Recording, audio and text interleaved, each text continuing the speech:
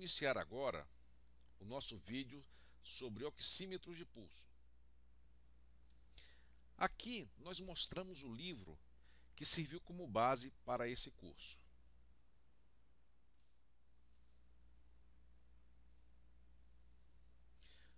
O oxímetro de pulso é usado para medir o nível de saturação de oxigênio do sangue, ou SpO2. Uma grande vantagem dessa técnica é que ela é não invasiva.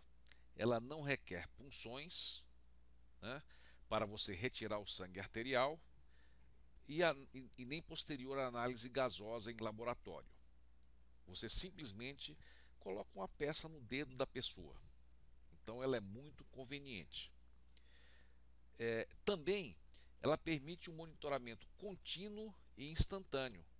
Você pode monitorar pacientes por vários dias e o resultado é praticamente instantâneo.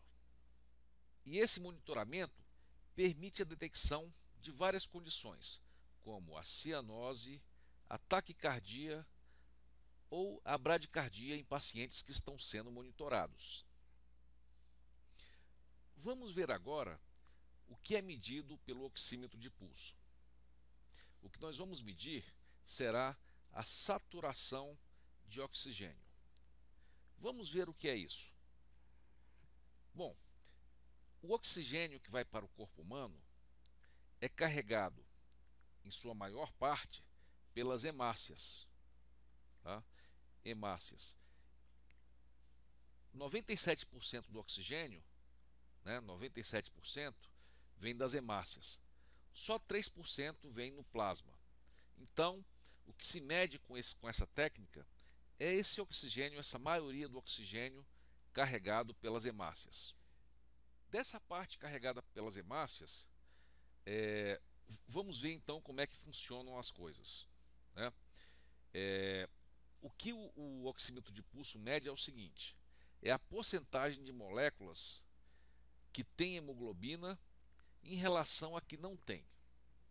Vamos chamar aqui de HbO2 as moléculas que têm hemoglobina e de Hb as que não têm. Então, vamos desenhar aqui, aqui é o número total, de moléculas de hemoglobina. Vamos supor que aqui é a porcentagem, aqui que está rachurado é a porcentagem que tem, e essa parte branca aqui que não está rachurada é a parte que não tem. Então a porcentagem, o SpO2, o parâmetro chamado SpO2, nada mais é do que a parte da hemoglobina que tem oxigênio, que está oxigenada, dividido pela soma dos dois, do oxigenado, da hemoglobina oxigenada e da hemoglobina não oxigenada. Então essa é a definição do SpO2.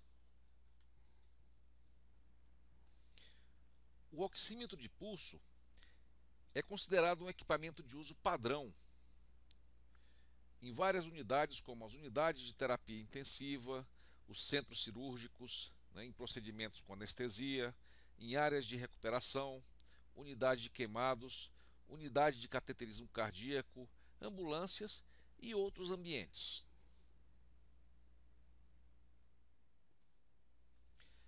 Qual é a forma do oxímetro de pulso? Geralmente ele tem um sensor. Nós vamos mostrar esse sensor daqui a pouco. E esse sensor tem um cabo. E esse cabo é ligado a uma caixa, a um console. Esse console é um equipamento de tamanho médio, ou então está integrado num equipamento com outras funções. Então você tem um sensor que tem um cabo que liga a um equipamento de mesa. Ele que pode ser portátil, manual, ou pode ser um módulo num equipamento maior, um monitor anestésico fisiológico, por exemplo. Em alguns, você tem um sensor miniatura em que o sensor e o oxímetro são montados na mesma peça. Existe também esse tipo. Nós vamos mostrar um exemplo desses tipos de oxímetro daqui a pouco. Na maioria dos casos, o sensor do oxímetro é acoplado em extremidades do corpo, em geral, dedo, orelha, nariz e, no caso de bebês recém-nascidos, no pé. O mais comum é no dedo, né? Mas também temos o uso nessas outras partes do corpo. Existem também modelos para uso em regiões como testa ou peito, quando essas regiões aqui estão inviáveis. Esses sensores eles podem ser descartáveis ou reutilizáveis. Tá? É muito comum o uso de sensores reutilizáveis em vários tipos de aplicações. Tá? Então, os reutilizáveis são os mais comuns. Os descartáveis são usados mais onde o paciente corre um maior risco de infecções. O fato de você usar e jogar fora diminui esse risco de infecções. Nesse slide, apresentamos algumas características dos oxímetros de pulso. A maioria dos aparelhos conta com alarmes, que podem ser sonoros ou visuais. Em geral, esses alarmes são ativados quando o nível de oxigenação passa dos limites definidos pelo operador. Então, quando houver um valor abaixo, por exemplo, do esperado, esse alarme sonoro ou visual é acionado. Na maioria dos oxímetros também é mostrada a frequência cardíaca do paciente monitorado. Então, é apresentado o número de batimentos por minuto, por exemplo, 70, 80 batimentos por minuto. Tá?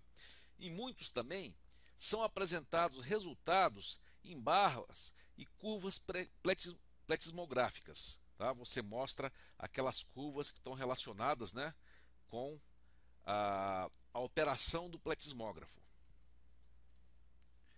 Muitos aparelhos também contam com módulo de bateria e também tem a capacidade de apresentar mensagens de erro. Né? Nesses módulos são indicados que a bateria do aparelho está muito fraca, né? Que ela tem que ser trocada. Também que o sinal não está adequado, né? O sinal lido está fraco e precisa de reposicionamento ou precisa de algum tipo de providência. Tá? Também indica se o sensor não está bom, se ele tem algum problema. Né? E alguns indicam, inclusive, se há problemas no cabo. Tá? Se tem problemas no cabo que conecta o sensor ao console. Nós dissemos agora há pouco que geralmente o oxímetro é composto de um sensor que é ligado por meio de um cabo a um console, que pode estar numa mesa, por exemplo. Aqui nós temos então o exemplo de um console. Vemos aqui inclusive um console que mostra dois parâmetros. Mostra a saturação de oxigênio, o SpO2, e a frequência cardíaca, de 78 batimentos por minuto. E aqui nós temos um console que mostra não só a saturação e a frequência cardíaca, como também uma onda pletismográfica, a onda que está relacionada ao pulso do sangue no dedo.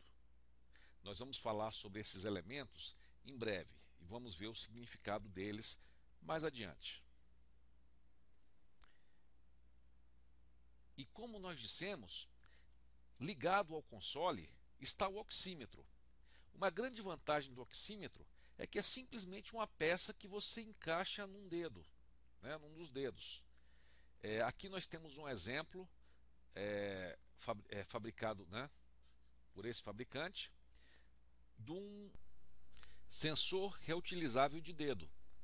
Então o paciente está lá deitado, né, sendo atendido, e você encaixa esse sensor no dedo e o sensor é conectado ao console por meio de um cabo, né, de um fio.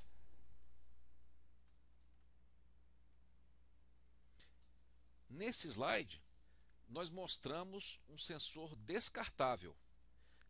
Ele tem um preço que permite que você use apenas uma vez.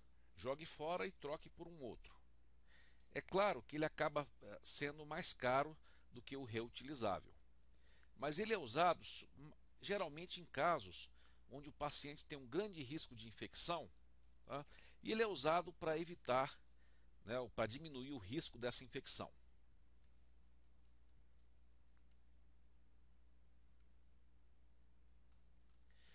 Aqui nós temos um exemplo de um sensor pediátrico, né, usado aqui no pé de um recém-nascido.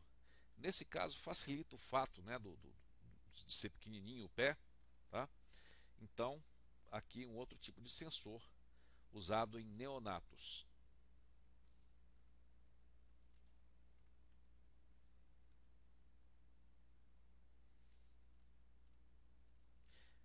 Aqui temos um exemplo de um sensor usado no nariz do paciente.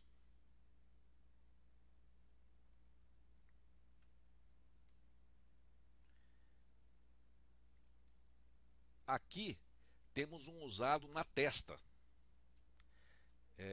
Ele é de um tipo diferente, né? Ele não é de transmissão.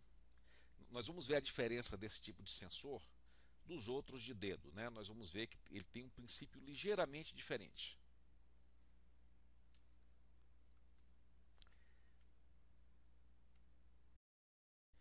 Nós tínhamos mencionado também que alguns já tinham o próprio sensor e o display no próprio dedo, né? Aqui nós temos um exemplo então em que o oxímetro, né, e o sensor estão montados na própria peça. Aqui nós vemos que ele mostra a saturação de oxigênio e a frequência cardíaca na própria peça do oxímetro. É uma pecinha de equipamento interessante.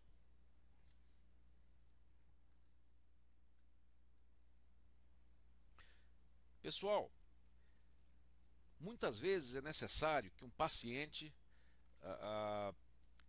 seja submetido a um exame de ressonância de imagem por ressonância magnética, MRI. Tá?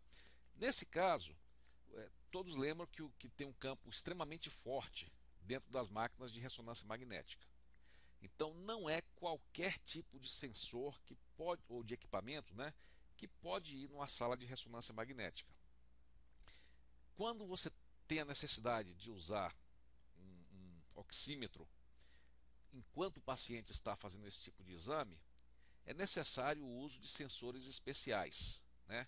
Os cabos, por exemplo, que conectam o oxímetro a um console, tem que ser feitos de materiais que não sofrem influência magnética.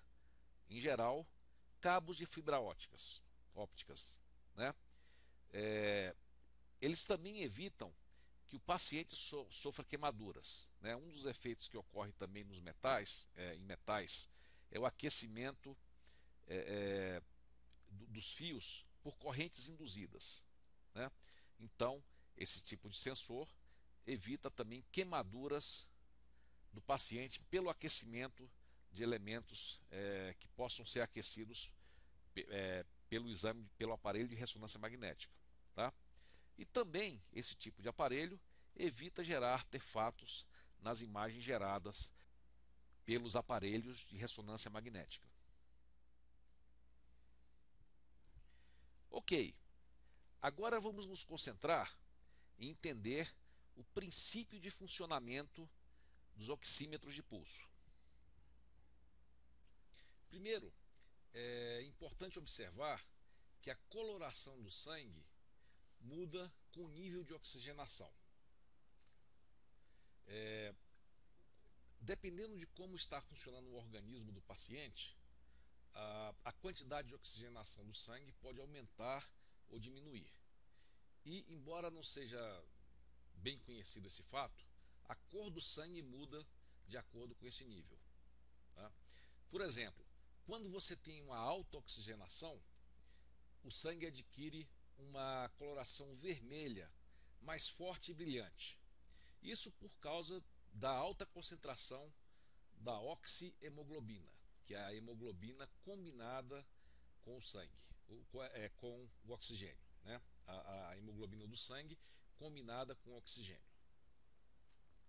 E quando você tem uma concentração baixa, o sangue fica com a coloração mais azulada, né?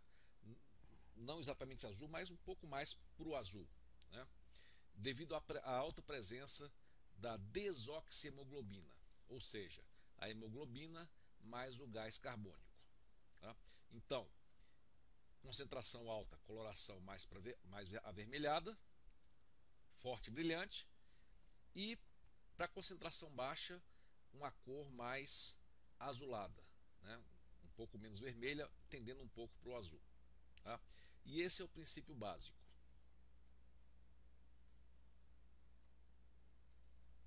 Vamos agora aprofundar o princípio de funcionamento.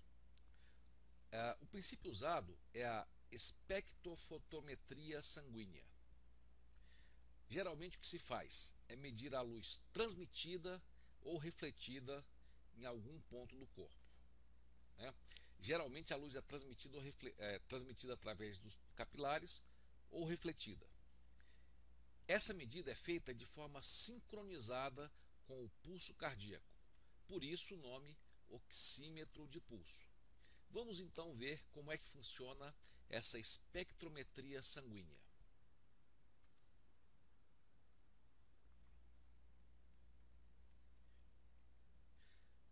Nós temos basicamente dois grandes grupos de oxímetros de pulso. Um baseado em transmissão, uns baseados em transmissão e outros baseados em reflexão. No caso dos de transmissão, os feixes luminosos produzidos por LEDs, então você tem aqui o dedo, né? Aí você tem um LED aqui que produz um feixe luminoso, por exemplo, de luz vermelha. Esses feixes luminosos atravessam o corpo do paciente e são captados do outro lado por um sensor, por um fotossensor aqui do outro lado. É claro que uma parte dessa luz emitida é absorvida, mas você capta o que chega, né? O que sobra. Tá? Para que a atenuação não seja muito grande, é importante posicionar os sensores, então, em regiões periféricas, né? Em regiões finas, onde a luz possa penetrar, né? E chegar a uma boa quantidade do outro lado. Tá? Então, são exemplos: dedos, lóbulo da orelha, ou em recém-nascidos que têm os pés muito pequenos e fininhos, os pés. Né? Nesse caso, pode-se usar os pés também para se fazer os oxímetros do tipo transmissão. E temos também os oxímetros de reflexão. Nesse caso, você tem aqui o dedo, né? Você tem aqui a emissão da luz. Esse feixe de luz é emitido e uma parte dele é refletido e captado por sensores posicionados do mesmo lado dos LEDs que emitiram. Então, no caso de reflexão, o emissor e o receptor estão posicionados dos mesmos lados. Tá? Então, bom, nesse caso, talvez você não vá usar no dedo, né? Porque no dedo geralmente se prefere usar o de transmissão. No caso de recepção, você usa onde você não consegue usar o de transmissão, né? Então, por exemplo, você pode usar para medir no peito, na testa, em lugares onde a luz não pode chegar do outro lado. Nesse caso, qual devemos escolher? O de transmissão ou de reflexão? Bom, depende da aplicação. Né? Depende da aplicação. Os de transmissão são bons pela conveniência, né? Entretanto, nem sempre é possível você fazer medidas, por exemplo, no dedo, né? Ou em algum lugar onde a luz chega do outro lado. Tá? Tem casos, por exemplo, tem algumas condições em que os pacientes têm problemas de perfusão e o sangue não chega muito bem às extremidades. Tá? E nesse caso, como você não tem sangue, né, e portanto não tem hemoglobina para fazer uma boa medida, então não dá para usar. Alguns exemplos são pessoal com problema de vascularização periférica deficiente ou, por exemplo, queimaduras. Tá? Então, em alguns casos, é interessante usar o de reflexão, né? Porque você pode usar, por exemplo, na testa, no peito ou em outros lugares, né? Em que não é possível a luz chegar do outro lado. Vamos agora falar sobre o princípio de funcionamento dos oxímetros. Um dos pontos principais é que a oxihemoglobina apresenta maior absorção, ou seja, menor transmissão da luz vermelha na faixa de 60 nanômetros, né, em comparação com a hemoglobina desoxigenada, que é azul, né? Então, o que acontece? Imagine que você tem aqui uma célula, né, ou uma região com oxihemoglobina vermelha. Se chegar aqui a luz nesse comprimento de onda aqui, a luz vermelha, o que acontece? Como a oxihemoglobina é vermelha, né, se ela é vermelha, então ela reflete a luz vermelha de volta. Então a luz vermelha tende mais a chegar e ser refletida. Ou seja, chega pouca luz vermelha aqui. Tá? Já se você tiver uma região de azul, né, o que acontece? A luz vermelha ela chega aqui, né, e ela não é refletida, já que isso aqui é azul. Como é azul, isso quer dizer que o vermelho não é refletido. Então o vermelho é absorvido e passa, né? Então o que chega aqui de vermelho é uma quantidade maior.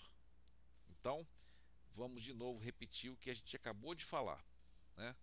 O que a gente disse é que na luz vermelha a oxihemoglobina tem uma maior absorção e, portanto, menor transmissão, tá, do que a luz azul. Então, você comparando a quantidade, se você tem alguma coisa que é uma mistura de vermelho e azul, né, é uma mistura das duas coisas, né? Então, o que acontece? Se ele é uma mistura de vermelho e azul, então você vai ter um ponto intermediário, né? Se fosse só vermelho, ia chegar pouca luz. Se fosse só azul, ia chegar muita luz. E se for uma mistura, vai chegar uma quantidade intermediária de luz. E é possível achar uma fórmula para essa quantidade. Então esse é o princípio usado para se saber a quantidade de oxihemoglobina do sangue.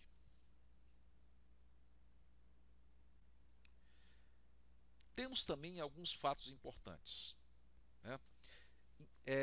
Bom, ficou claro aqui que no vermelho, né, 660 nanômetros, você tem uma diferença de absorção e de transmissão entre a hemoglobina vermelha e a azul. Mas existem outros pontos, um deles é em 805 nanômetros, em que acontece o seguinte: tanto a hemoglobina não oxigenada quanto a oxigenada tem a mesma absorção e a mesma reflexão e a mesma transmissão para esse comprimento de onda. Então, se você tiver ou vermelho ou azul, né, né, quando a luz vermelha bate, né, ela vai ter a mesma quantidade de absorção e transmissão nos dois casos, né? Então, nesse caso, independente da concentração, né, você vai ter a mesma quantidade aqui, tá? Outro fato interessante é que em 930 nanômetros, que seria uma cor infravermelha, a transmissão não é exatamente igual, né, para os dois tipos de hemoglobina, mas é aproximadamente igual. Ela não é exatamente igual, mas é aproximadamente igual. Vamos ver como usar isso, né, agora no nosso oxímetro.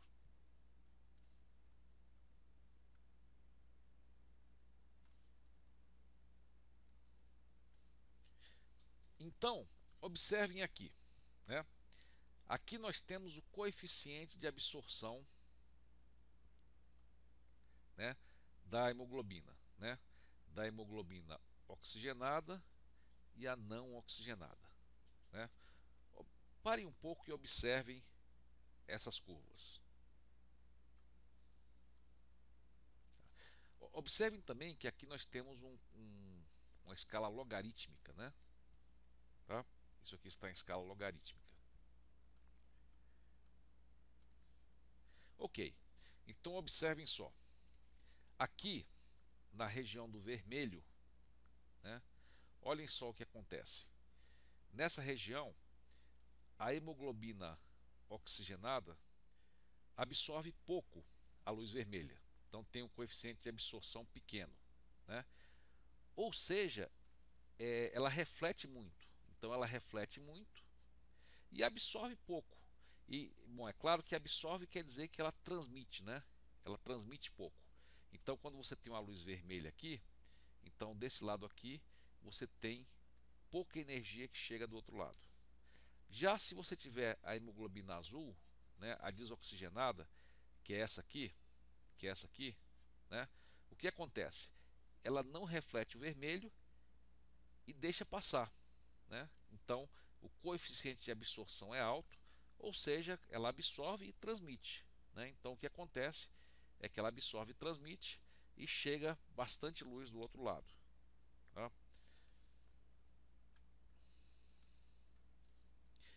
Então, o que acontece? Se você tivesse uma quantidade de luz aqui, e se você tivesse hemoglobina só vermelha, né?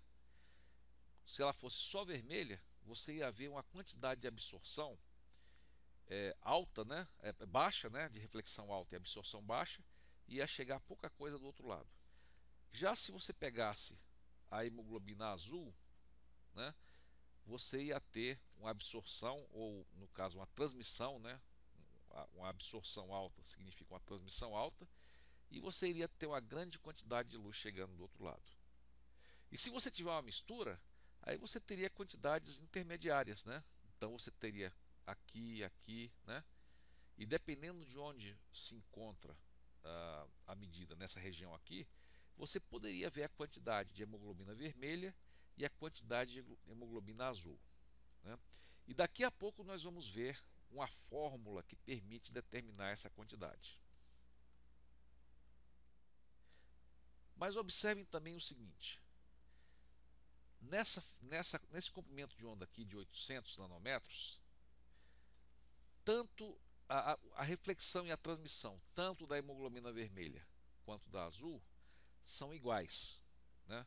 Então, a luz vermelha passando, não vermelha, mas a luz nessa frequência, passando tanto pela hemoglobina vermelha quanto pela azul, né? Chega do outro lado, né? Elas têm a mesma atenuação, têm a mesma transmissão, a mesma reflexão, tá? Isso aqui seria muito útil. Por quê? Observem só. Como eu tinha dito para vocês, se vocês tivessem, né, uma hemoglobina vermelha que fosse misturada com azul, né? Não é isso? Se vocês tiverem uma luz vermelha vindo, né? Aí você medindo a quantidade que chega aqui, vocês poderiam, por meio de uma fórmula, né, determinar, né, exatamente qual é a concentração de cada hemoglobina, tá?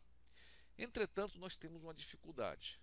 Olha só, no fundo o que você mede é só a quantidade de luz que chega aqui desse lado, né? Nós vamos ver que a luz desse lado aqui, você tem uma luz constante, né? Uma quantidade constante de luz, né? E aqui do outro lado, como o sangue é pulsátil, né? E o sangue, né, tem às vezes mais ou menos sangue, na verdade você vai ter uma onda assim, né? Uma onda do outro lado desse jeito. E você medindo desse lado aqui, tanto o nível médio dessa onda quanto o nível oscilatório dessa onda, você pode determinar qual é a proporção de hemoglobina sem ou com oxigênio, tá? Entretanto, nós temos uma dificuldade adicional. Observem só. Em alguns casos você tem um dedo grosso, né? Ou um dedo mais fino, né? Um dedo mais fino ou um dedo mais grosso. Em outros casos você tem mais sangue, uma quantidade maior de sangue ou a quantidade menor de sangue. Então, o que acontece nesse caso? Acontece o seguinte: você vai ter mais ou menos luz do outro lado, né, a luz vermelha, por exemplo, né? E aí você não vai saber, por exemplo, se chegou pouco porque o dedo era grosso ou se chegou pouco porque teve uma reflexão alta do vermelho. Como é que você diferencia isso? Para resolver esse problema, então, o que se fez foi o seguinte: se nós usássemos, além da luz vermelha, uma outra luz, especialmente nesse caso aqui, em que você tem uma absorção igual, aí o que você faz? Você usa um outro LED, né, numa outra frequência, e aí, nesse caso aqui, a absorção tanto da hemoglobina azul quanto da vermelha é igual. Então, você pode usar isso aqui como uma referência, né? Assim, por exemplo, se o dedo for grosso, essa luz aqui vai chegar pouca luz. Se o dedo for fino, vai chegar muita luz. E aí, quando você compara essa luz aqui, que não tem diferença na reflexão, com essa aqui, e se você incluir isso na fórmula, você consegue compensar o efeito dessa atenuação devido à grossura do dedo ou à quantidade de sangue. Então, esse é o segredo da oximetria de pulso. Você usa um LED vermelho, né, uma luz vermelha, e outra luz que estaria no ponto isobésico. Tá? Mas, infelizmente, não tem ou não é fácil você obter LEDs, né, emissores de luz, emissores de radiação eletromagnética, nessa frequência aqui. O mais comum é você conseguir nessa frequência aqui acima de 900 nanômetros. Então, o mais comum, na verdade, é você usar isso aqui. Tá? Aqui você não tem uma coisa tão perfeita nessa região, porque a transmissão não é igual. Entretanto, ela é quase igual. Tá? Então, mas como você não tem disponível LEDs nesse comprimento de onda e tem LEDs facilmente nesse comprimento, se usa esse comprimento aqui. Tá? Então, o que nós temos? Temos dois LEDs e você usa os dois para se fazer a medida. O na região vermelha e nessa frequência aqui na região do infravermelho. Então, vamos continuar explicando o princípio de funcionamento. Nós temos então aqui uma extremidade, né, o dedo, por exemplo, né, que é a unha. Você tem então um LED, na verdade dois, né, um vermelho e outro infravermelho, e cada um, geralmente de forma alternada, emite, né, uma luz, a sua luz, né, e a intensidade é captada do outro lado, tanto o vermelho quanto o infravermelho. Tá? Então, no caso do vermelho, né, a luz vermelha dessa frequência é emitida de um lado do dedo e capturada do outro. A intensidade é transformada numa tensão elétrica. Então, a intensidade da luz captada aqui é transformada numa tensão elétrica.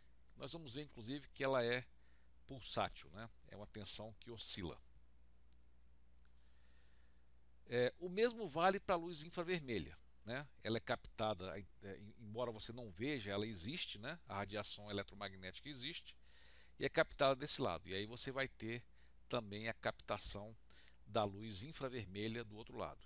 Não é exatamente naquele ponto isobésico, mas é próximo. Né? Bom, inclusive você tem que usar dois LEDs, né? Um vermelho e um infravermelho. Mas para captar, você pode usar inclusive o mesmo sensor, né? Desde que você use um de cada vez, né? Desde que você emita esse, capta esse, depois apague, depois emita esse, capta esse. Então você pode usar esse mesmo sensor desde que as medidas sejam feitas em momentos diferentes.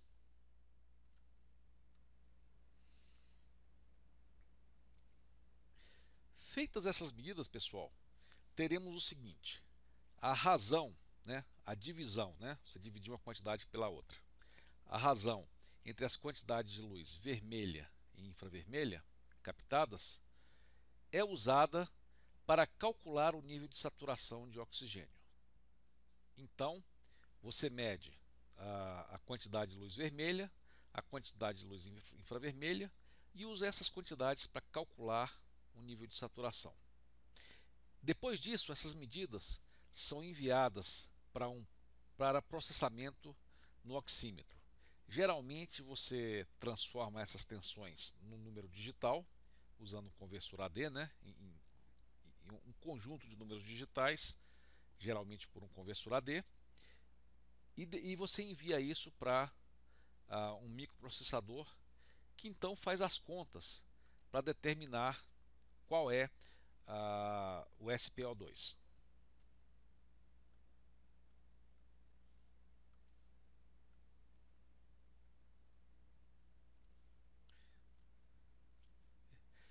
Antes de falar sobre a fórmula usada pelo microprocessador para calcular a saturação, para calcular o SpO2, eu gostaria de fazer algumas considerações. Tá? Lembrar que, na verdade, a luz não percorre só o sangue, né? Ela não cruza só o sangue, mas ela percorre também a pele, as regiões de capilares que tem sangue arterial, né? Que tem alta pulsatilidade, com sangue venoso, que tem baixa pulsatilidade, né? Então, geralmente, a parte mais responsável pela pulsatilidade, pela parte pulsátil, é o sangue arterial, né? Então, isso quer dizer que o sangue que é medido pela oximetria de pulso é o sangue arterial, né? E percorre também regiões de tecido, né? Onde não ocorre nenhum movimento pulsátil. Então, vocês devem ter percebido aqui que, de fato, a pulsatilidade do sangue arterial é um fator importante, né? Porque permite que você meça esse tipo de sangue com essa técnica. Além disso, é importante o fato de que a absorção da luz depende da absorção tecidual, ou seja, da pele, gordura, osso, do sangue venoso, né? Mas também da absorção do sangue arterial e do volume arterial a cada batimento cardíaco. Então, a quantidade de absorção varia com o tempo, né? Porque como o sangue arterial bate, é pulsátil, né? O seu volume, o volume que a luz atravessa, varia com o tempo. Então, esse volume vai causar uma variação na intensidade de luz. Tá? E aí, pessoal, quando você emite luz e capta do outro lado, devido a essa pulsatilidade, o que você capta, na verdade, é uma onda pulsátil. Né? E essa componente alternada da onda pulsátil depende do enchimento sanguíneo na extremidade medida, mas também do coeficiente de absorção da luz nessa extremidade. Agora, vamos entrar mais em detalhe sobre o cálculo da saturação de oxigênio. Nós vimos que a onda perpletismográfica, a intensidade de luz, né, a intensidade de luz que é captada do outro lado da extremidade, é pulsátil. Né? Ela tem uma forma assim, né? Pulsátil, tem uma oscilação. Né? Bom, e essa componente pulsátil é devido à pulsatilidade do sangue arterial. Tá? Então, essa diminuição e aumento é simplesmente devido ao aumento e à diminuição no volume de sangue arterial. Tá? Mas vocês vejam que essa intensidade não chega a zero. O zero está aqui e a intensidade mínima está por aqui. Tá? Então é o seguinte, você tem dois componentes de intensidade, vamos chamar com a letra I. Né? Uma intensidade não pulsátil, né? Que seria essa região aqui, tá vendo que não é pulsátil. Aliás, muitas vezes quando você fala em nível DC, ele na verdade viria até aqui, até o nível médio da onda. Mas no caso da oximetria, o nível DC é até o nível mínimo, né? Seria a parte não oscilatória, né? Essa parte aqui, não oscilatória do sinal de oximetria de pulso. Tá? Então essa aqui seria o que nós chamamos de IDC. Né? Bom, e aqui nós temos uma parte oscilatória. Ela tem o seu mínimo aqui e o seu máximo aqui. Então essa região aqui, essa amplitude, seria o IAC. Seria a componente pulsátil, aquela componente devida à pulsação do sangue arterial. E essa parte aqui do DC é devido aos demais, a passagem pelas demais estruturas, né? O sangue venoso, os vasos, a gordura, a pele e assim por diante. Tá? Então, nós temos um componente IAC e um componente IDC. Tá? Além disso, esses componentes são para os dois LEDs, né? O LED vermelho e o LED de referência infravermelho. Então, no LED vermelho, a componente DC, essa parte aqui DC, é chamado de IDC-V, né, de vermelho. E para esse aqui é o IAC, a parte oscilatória, né, a parte AC, é o IAC-V, né, vermelho. E para o infravermelho, a parte DC, né, a parte não pulsante, é IDC infravermelho, e a parte pulsante, né, a parte pulsátil, é IAC infravermelho. Ok? Então, para os dois LEDs, nós temos essa curva. Essa aqui, por exemplo, é para o vermelho, né? E para o infravermelho, nós podemos ter uma curva parecida, né? Então, essa aqui seria a parte DC, e essa parte aqui oscilatória seria a parte AC.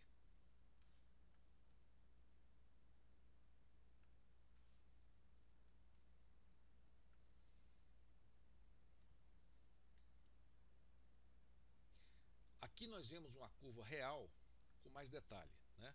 Então aqui nós temos o tempo, né? Aqui nós temos a variável que vamos chamar de I, que é a absorção relativa, né? Ou então a intensidade, né? E vocês vejam, então, do zero até essa parte aqui mínima, né? O valor mínimo do sinal pulsante seria o que a gente chama de IDC. E daqui do mínimo da parte pulsante até o máximo da parte pulsante seria o IAC. Então, nós calculamos esses dois parâmetros, tanto para o LED vermelho, né, que nós chamamos IACV e IDCV, quanto para o infravermelho, que nós chamamos IAC-IV e IDC-IV.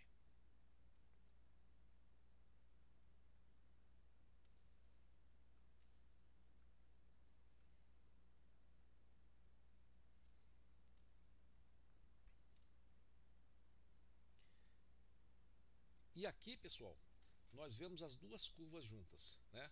Nós temos aqui de um lado do dedo os dois LEDs, né? O vermelho e o infravermelho, e do outro lado a gente pode usar só um detector se a gente quiser. É claro que nesse caso a gente tem que usar um de cada vez, não pode usar os dois de uma vez só, tá? Então, o que acontece, né? Aqui nós temos as duas curvas medidas, né? Aqui, no caso aqui seria o infravermelho. Então, olha só, o infravermelho teria essa curva aqui. Então, do zero até o mínimo, né? Até o mínimo, né? Dessa curva oscilatória seria o IDC infravermelho, e essa região oscilatória aqui, né? Daqui até aqui, seria o IAC do infravermelho. E a mesma coisa aqui para o vermelho, né? Aqui nós temos aqui a curva do vermelho, é essa aqui, e nós teríamos aqui nessa região do zero até o mínimo seria o IAC, o IDC infravermelho, e essa região oscilatória aqui seria o IAC do vermelho. Então, em geral, esses dados são digitalizados por um conversor analógico digital do microprocessador, né? Esse sinal entraria no conversor analógico digital, ele calcularia o IAC-IV e o IDC-IV, e também o IAC-V e o IDC-V, e a partir disso, usando uma fórmula que nós vamos ver daqui a pouco, ele calcularia ao longo do tempo a saturação de oxigênio, o SpO2. E aí você pode ter inclusive um gráfico, né, do oxigênio ao longo do tempo. Tá? Muitos aparelhos dão um gráfico dessa saturação ao longo do tempo. Vamos ver então como é que é feito esse cálculo.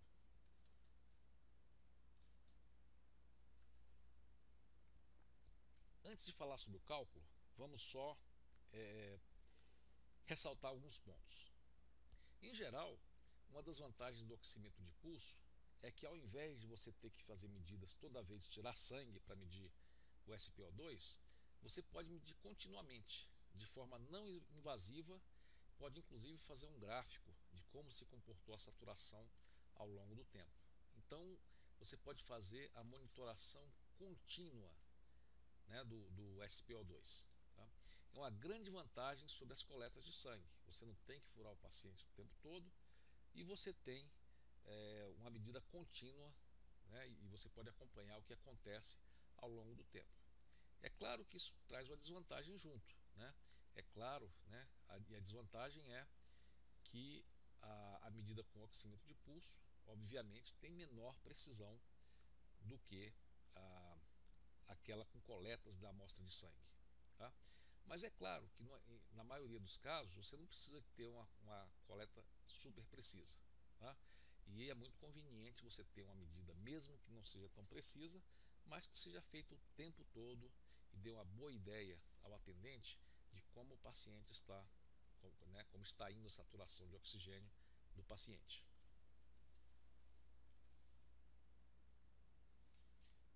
Pessoal, aqui nós temos a equação usada para o cálculo, que foi determinada por um pesquisador chamado Yoshida. E a equação é a seguinte: ela envolve, o IAC e o IDC para o vermelho e o IAC e o IDC para o infravermelho. E aqui nós temos duas constantes. Essas constantes são obtidas com calibração empírica. Né? Você coloca o seu sensor, né? Aí você faz essas medidas para várias saturações de oxigênio, fazem medidas mais precisas, né? Usando exames clínicos, né? Usando exames, né? Testes químicos, né? Com amostra de sangue, e aí você escolhe essas duas constantes de forma que isso aqui leve a melhor precisão possível. Então, essa é a fórmula para você calcular a saturação de oxigênio. Vocês devem ter observado que não é nada tão difícil, né? O que você faz é adquirir aquelas curvas que nós vimos nós vimos aqui no slide passado, no slide anterior, né? Determinar esses parâmetros, né? IAC e IDC para o vermelho e para o infravermelho, aplicar, né? Converter aquela curva, né? Para achar com o microprocessador esses parâmetros e aplicar esses parâmetros nessa equação. Com isso você vai ter o SPO2. Só para relembrar, aqui nós temos os parâmetros usados na equação anterior, né? O IAC é a intensidade luminosa alternada do vermelho, o IDCV é a intensidade luminosa contínua do vermelho, o IAC-IV é a intensidade para o infravermelho e o IDC-IV é a intensidade para contínua, né, do infravermelho. Pessoal, aqui nós temos o diagrama de blocos de um oxímetro de pulso típico. Né? Desse lado aqui nós temos o sensor, né, que é colocado no paciente, e desse lado aqui nós temos o console, que é onde fica o aparelho, o display, os controles, né? E eles são conectados por meio de fios. Né? Aqui os fios que enviam as correntes de controle para o LED vermelho e o LED infravermelho, e aqui na volta a medida do fotossensor. Aqui nós temos as diversas partes, né? Aqui temos o LED vermelho, o LED infravermelho, aqui temos o fotossensor, né? Aqui nós temos o teclado que o atendente, o enfermeiro, o médico usa para configurar o aparelho, a fonte ou módulo de baterias que alimenta o circuito. Aqui nós temos o circuito de processamento, né?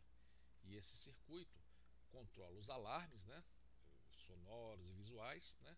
E o visor, que pode mostrar não só a onda pletismográfica, né? Como por exemplo essa onda aqui, né? Que aparece, ou a frequência cardíaca, ou a saturação de oxigênio. Né? Muitas vezes você tem pelo menos a frequência cardíaca e a saturação do oxigênio. E muitas vezes você tem essa onda aqui. Tá? O circuito de processamento é geralmente microprocessado e ele é responsável por gerar os sinais emitidos pelos LEDs e receber o sinal captado do fotossensor. Né? Como esses LEDs são excitados alternadamente, o circuito de recepção capta os sinais correspondentes aos LEDs vermelho e infravermelho em instantes diferentes, digitalizando-os e armazenando-os temporariamente em memórias. É realizado um pré-processamento que extrai os componentes AC e DC né, da intensidade luminosa e realiza o cálculo do SPO2 usando a equação que nós vimos no slide passado. Né? Esse valor instantâneo do SPO2 ele é mostrado então geralmente na tela, tá? E ele é usado e para calcular ele se usou essa onda pletismográfica, tá? Bom, muitas vezes esses valores instantâneos, né, eles têm valores assim um pouco variáveis por ruído, né, e muitas vezes então o próprio aparelho calcula uma média das últimas medidas e coloca essa média no visor ao invés de colocar um de cada vez. Assim o sinal varia menos, né, não fica variando muito, tá? E também bom, o circuito de processamento também controla os alarmes, né? É, quando a saturação sai, é, é, sai fora da faixa definida como normal, esse alarme pode soar, o alarme visual e o alarme sonoro, tá? E ele também controla o visor, né? Nesse visor você pode ter não só, como eu disse, né, a frequência cardíaca e a saturação, como também essa onda. Essa onda, vocês devem ter percebido ou especulado, né, ela é sincronizada com o batimento cardíaco, né? Então ela pode ser usada para extrair facilmente a frequência cardíaca. Por isso que, em geral, os monitores também disponibilizam a frequência cardíaca. Agora eu vou passar alguns slides só para vocês reverem o que nós falamos agora há pouco. Aqui sobre o circuito de processamento, ainda sobre detalhes, né, de como o circuito de processamento realiza os cálculos,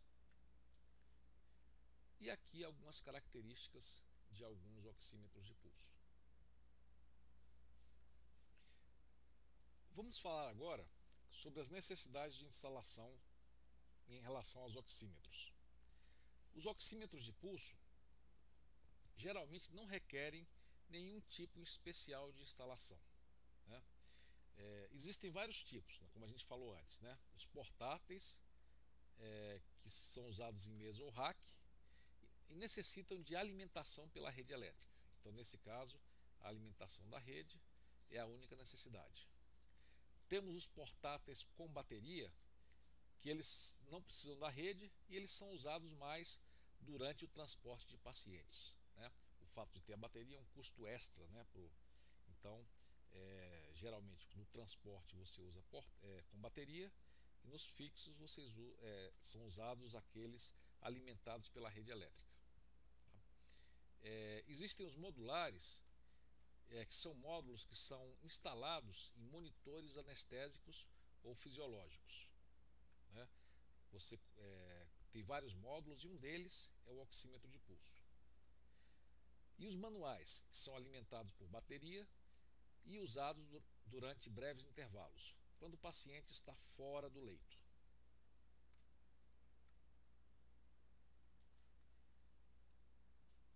Em geral, o oxímetro de pulso não apresenta maiores problemas no ambiente hospitalar ou em ambulâncias. É um aparelho simples de usar, né, e de instalar. Com uma exceção, durante os exames de ressonância magnética, são necessários modelos específicos que usam cabos de fibra ótica para evitar queimaduras ou outros problemas para o paciente.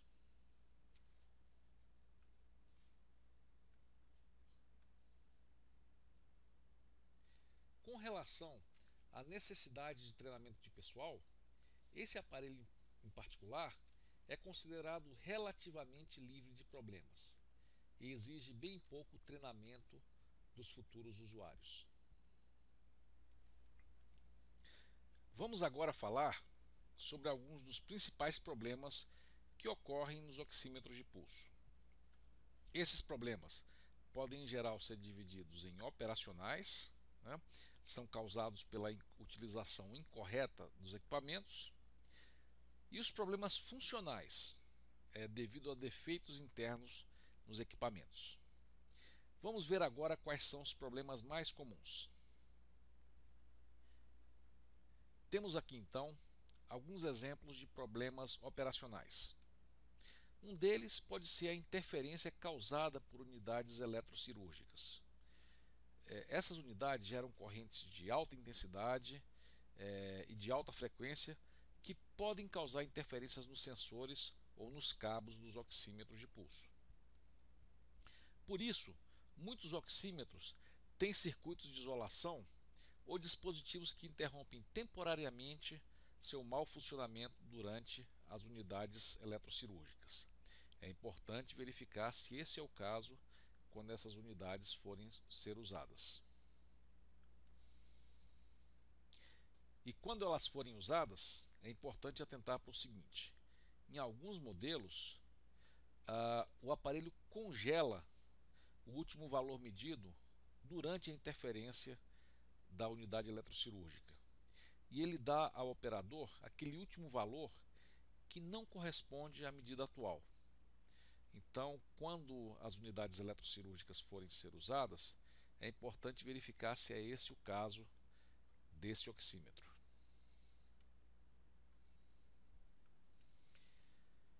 Outro problema que pode ocorrer é devido à alta intensidade luminosa ambiente. Bom, os oxímetros medem sinais luminosos de intensidade muito baixa que atrapalham a pele. Então, os fotodetectores podem sofrer interferência de outras fontes luminosas, como lâmpadas cirúrgicas, aquecedores de radiação e outras fontes.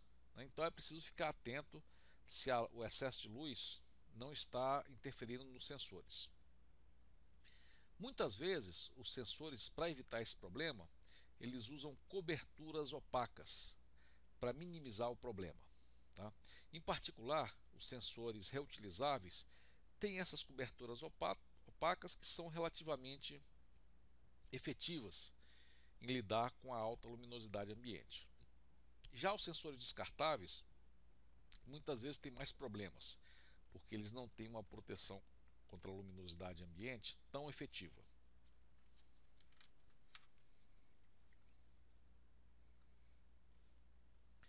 Outro erro pode ocorrer devido à alteração dos níveis de vascularização do lóbulo da orelha. Em algumas condições, a vascularização do lóbulo da orelha pode variar dependendo do estado do paciente, em casos como estresse psicológico ou choque. Uma discrepância muito grande na vascularização, uma alteração muito grande nos níveis de vascularização, pode causar discrepância nos níveis de oxigenação do lóbulo da orelha e do resto do corpo. Então, particularmente quando o lóbulo da orelha é usado, os operadores devem estar atentos para essa possibilidade.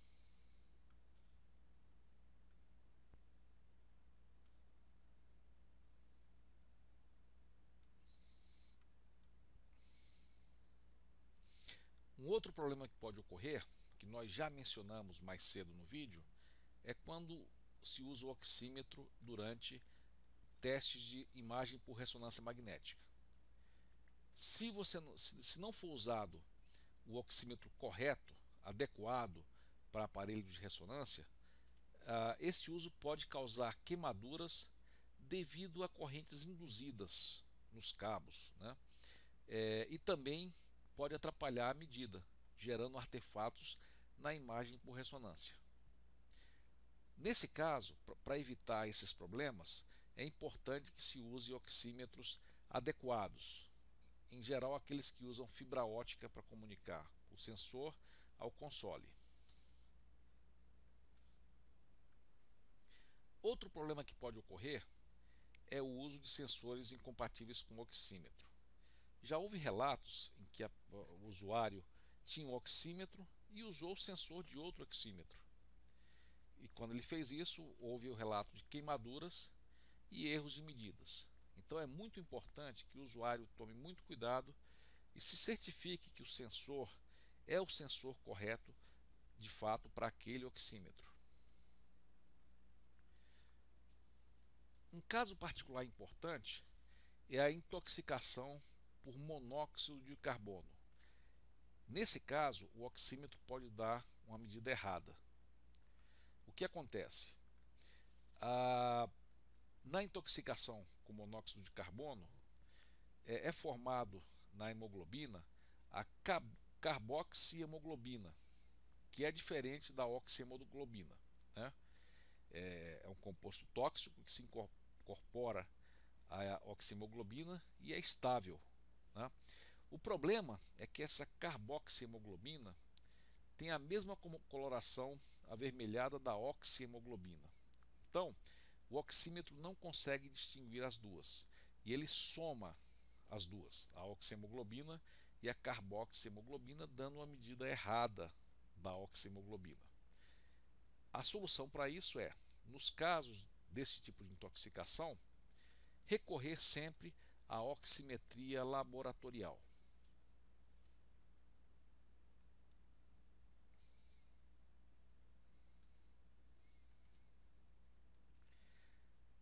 Aqui temos alguns outros problemas, né? Tem alguns medicamentos, como as injeções intravenosas de etileno azul ou indocaína verde, causam mudanças de coloração no sangue. E isso causa mudança nas propriedades de reflexão e transmissão da luz vermelha e da luz infravermelha. Isso pode causar erros. Também o uso de esmalte nas unhas, né, pode causar erros, né? Nesse caso, se deve evitar que as pacientes usem esmalte quando estiverem usando oxímetro de pulso. Já no caso das injeções intravenosas, se o erro estiver grande e se for inevitável se usar esses medicamentos, é bom que se avalie, né, se realmente o que se deve fazer é usar os exames de sangue. Tá? Níveis extremos de anemia também causam erros nas medidas do oxímetro. E nesse caso também a solução seria usar os exames clínicos, né? Usando os exames de laboratório de análise do sangue. Tá? Em alguns casos, pacientes acabam realizando movimentos rítmicos. E nesses casos, pode ser que o movimento periódico interfira na medida, interfira na forma que o microprocessador processa a onda e tira os parâmetros. Nesse caso, então, todos sabem, né, que muitos aparelhos mostram a onda pletismográfica. Aí, nesse caso, isso pode servir de referência para que o usuário saiba se está ocorrendo ou não esse problema e o corrija. Existem também alguns casos em que a vascularização no corpo, ou em várias partes do corpo, é comprometida.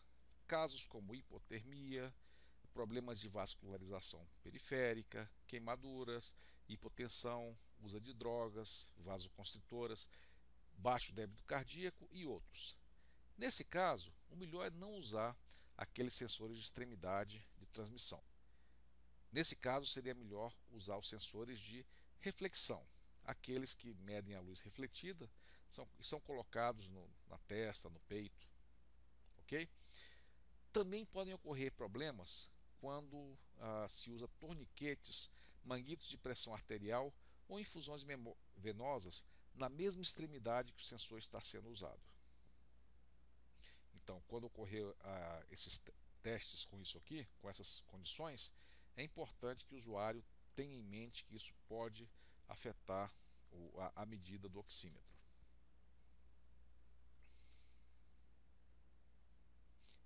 Agora vamos falar um pouco sobre os problemas funcionais. Defeitos no aparelho, né? A grande maioria é devida a danos nos casos e nos sensores. São as partes móveis que ficam em contato com o paciente, são as partes que naturalmente dão mais defeito. E elas ocorrem pelo desgaste natural, né, pelo manuseio ou também pela má utilização do equipamento. É muito comum a ocorrência de cabos partidos, sensores desalinhados ou sem pressão de fixação, né, que eles ficam meio soltos, né, por causa de quedas e pancadas, né, ou mau contato no sensor ou no conector. Então, esses são alguns defeitos típicos. E agora, algumas palavras sobre rotinas de instrumentos de teste e calibração dos oxímetros de pulso. A maioria dos instrumentos de oximetria de pulso já vem calibrada de fábrica. né? E eles inclusive executam rotinas de autodiagnóstico, né? Eles já se testam se o funcionamento está correto e sempre fazem esse autoteste depois que são ligados. Entretanto, é sempre bom que se façam calibrações de rotina, especialmente quando há suspeita de algum mau funcionamento. Para fazer a calibração, existem simuladores cuja função é permitir o teste da exatidão da medida.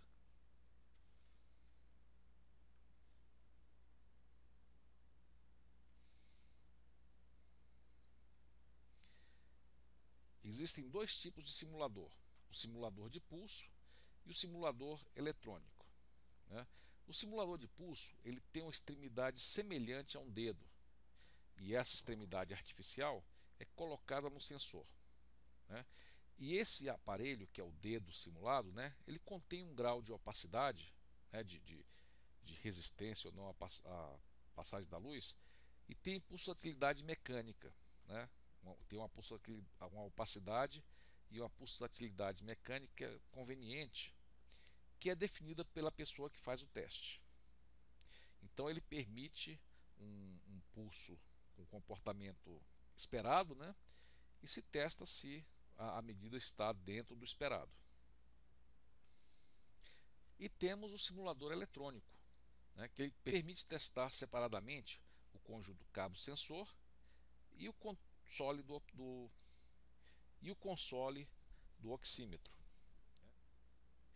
Ele tem um conector para conectar o cabo e o sensor, e com ele você testa os LEDs e o fotossensor. E tem um outro que você pode ligar ao oxímetro, né, e testar se ele está funcionando corretamente.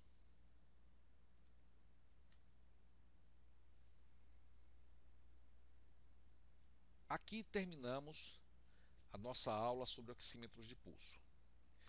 Falamos só sobre os tipos mais comuns e mais simples. Hoje existem oxímetros mais modernos que usam mais sensores e fazem análises mais completas, né, mais complexas e mais precisas do sangue.